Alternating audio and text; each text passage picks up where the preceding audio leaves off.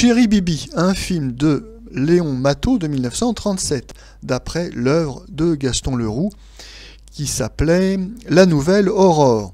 Notons d'ailleurs que Gaston Leroux avait signé en 1918 le scénario d'une suite filmée, enfin d'un feuilleton filmé, La Nouvelle Aurore, en 16 épisodes, donc qui étaient les aventures de Chéri Bibi.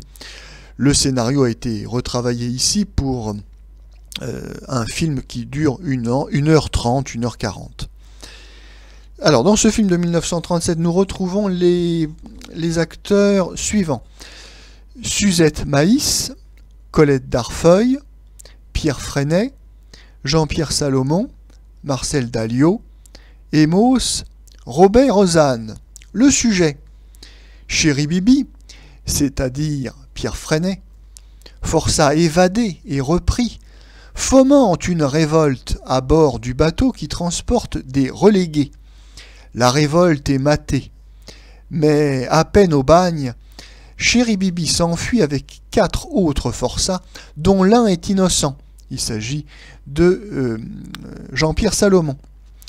Sur le point d'être à nouveau capturé, Chéri Bibi se sacrifie pour permettre à ses compagnons de gagner le large. Gaston Leroux est un célèbre feuilletoniste qui sera fréquemment adapté au cinéma muet d'abord, puis parlant. Les adaptations les plus célèbres, c'est bien sûr Le mystère de la chambre jaune, Le parfum de la dame en noir, Le fantôme de l'opéra, les aventures de Rouletabille, le journaliste. Donc Gaston Leroux, c'est le concurrent de Maurice Leblanc, qui signe les aventures à épisodes d'Arsène Lupin. Cette version de 1937 est une version concentrée, recadrée, puisque le film fait un peu moins d'1h40. On pourrait donc s'attendre légitimement à ce que l'action soit plus dynamique, plus rapide que sous sa forme de feuilleton à épisodes. En réalité, à ma grande déception, je trouve que malheureusement ce film a certaines lenteurs et ne gagne pas justement dans le resserrement de l'action. C'est un petit peu dommage.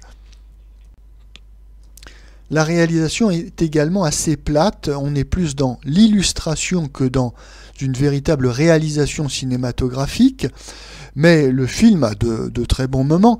Notamment, on a la surprise de découvrir Pierre Freinet, le cheveu très ras, oui, car il est tondu à la manière des bagnards. Donc ça fait un petit choc, c'est assez amusant.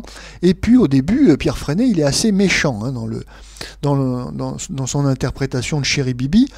C'est une surprise pour le spectateur également, ce qui permet d'accrocher son attention. Nous avons également dans ce film un petit peu d'exotisme. Alors évidemment pas en décor naturel, tout ça est en studio. Nous avons toutes les scènes qui se passent à Cayenne, dans le bagne, dans la forêt tropicale lorsqu'il y a l'évasion.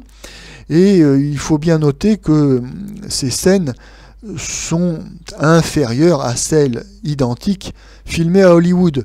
Oui, car nous avons quand même une comparaison possible avec le travail américain, puisque Hollywood a adapté des romans comme ça sur des bagnards qui s'évadent de Cayenne, et donc nous avons également ces mêmes scènes de forêt tropicale, de marécages, etc.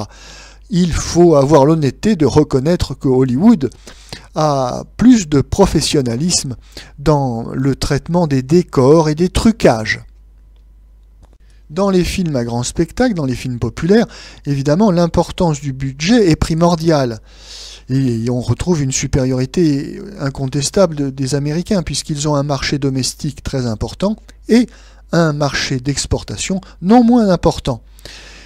Pour le film de Chéri Bibi de Léon Matteau, malheureusement, il n'y aura que le marché français pour amortir le film. Et donc les différents, enfin la faiblesse du budget se voit à l'écran, malheureusement. Ce film donc n'est pas aussi réussi qu'il aurait pu l'être, mais notons que, pour finir, en 1974, il y aura une version faite par la télévision française de Chéri Bibi en 46 épisodes de 13 minutes, qui sera, elle, une vraie réussite, avec notamment dans les rôles principaux Hervé Sandre et Jean Lefebvre.